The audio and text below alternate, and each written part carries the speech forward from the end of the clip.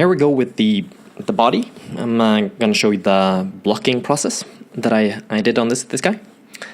And you see that I'm starting with an actual anatomy study that I did.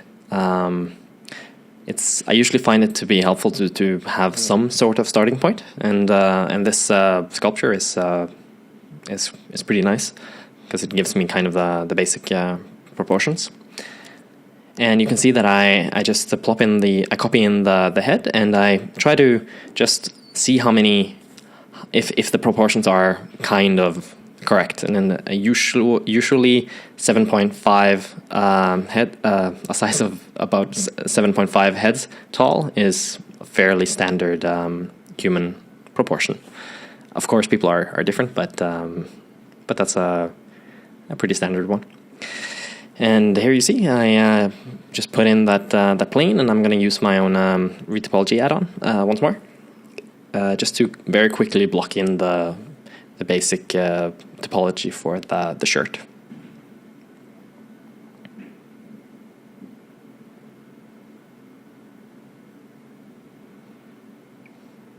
So you see, my goal here is to try to have a little loop around the neck, but in general, I'm trying to keep the geometry very, very grid-like and very simple, because I'm going to be using it as a starting point for sculpting. So that's the main purpose of this model.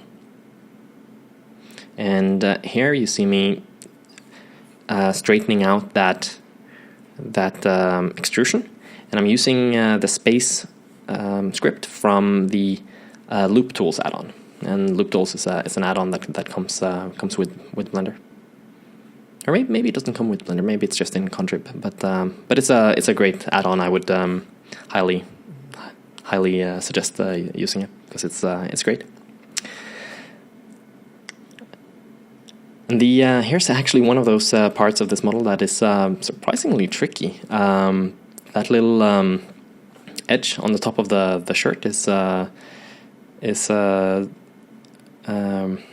something that just because it extrudes upwards and kind of overlaps onto it itself. It's a little bit tricky, but the main thing is just to make sure that you stay clean and just tweak a lot.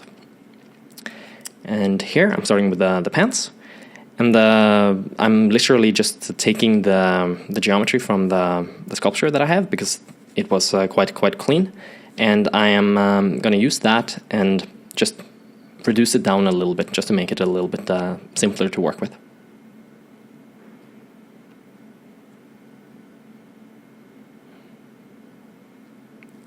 And I'm also, you see that I'm sliding up and down like this.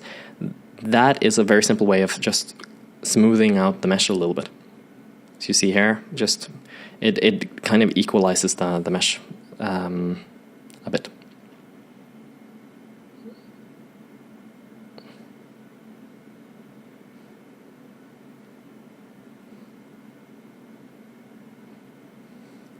And there you saw me very quickly. I have a script that snaps the selection to the center on the x-axis, and then it also creates a mirror modifier.